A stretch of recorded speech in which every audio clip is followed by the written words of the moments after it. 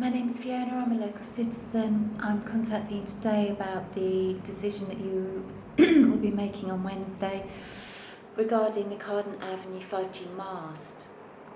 I'm asking you to take into account what future you would like to see for this world.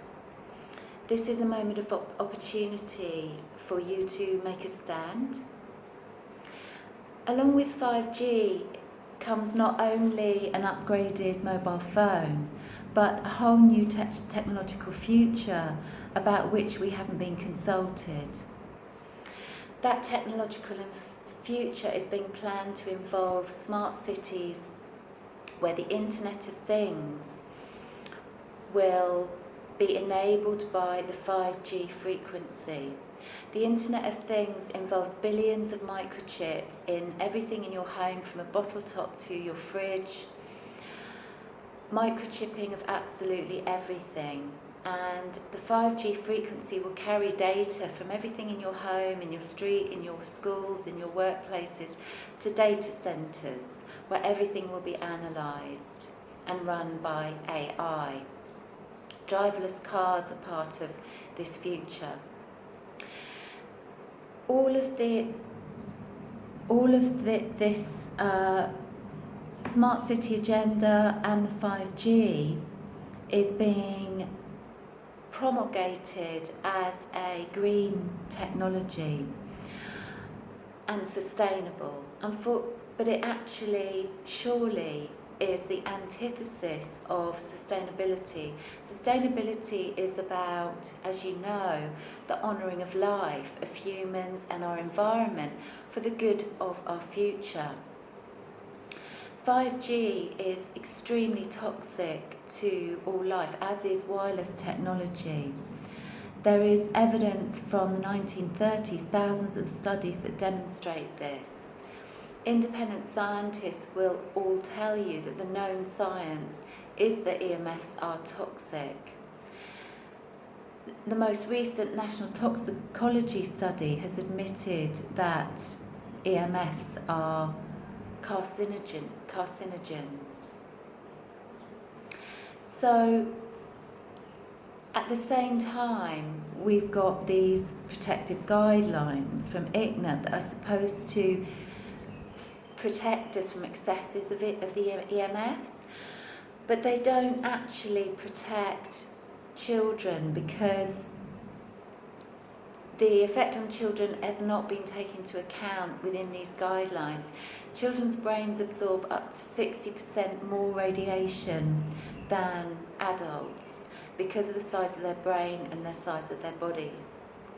Those guidelines do not protect the effects on pregnant women, and they don't protect those people suffering from electro-hypersensitivity.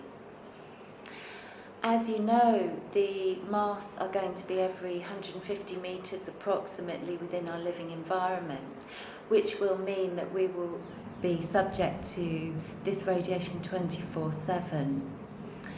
The ICNAP guidelines do not take into account 24/7 exposure to EMF radiation. They only test for 6 minutes of exposure, and they only cover the heating effects of this exposure, which Professor Butler explains is actually only industry guidelines for engineers that are dealing with this equipment.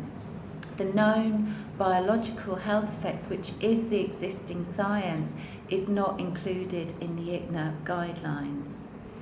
Glastonbury Town Council has just completed a 6-month investigation into 5G, and their report has just been produced. They spoke to both industry experts and scientists on both sides of the argument.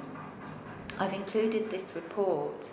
They have decided that the safety of 5G cannot be vouched for, and they have unanimously resolved to request the government carry out an inquiry into 5G. They've stated that they're going to lobby ICNA to take into account the non-thermal effects of telecoms radiation in their standards. and they are going to continue with their precautionary approach, stating that they do not want 5G in the town of Glastonbury until this further research is carried out. They've also called for a scientific study from the government into the non-thermal effects of 5G and electro-hypersensitivity. So I'm asking you to please take a stand. This is a moment that can have huge ramifications if you stand in your heart to represent the people of Brighton and Hove, to be another domino in the great opposition all over the world that people are feeling against 5G and acting on. So please vote against the Carden Avenue 5G mast. Thank you. Thank you for your time.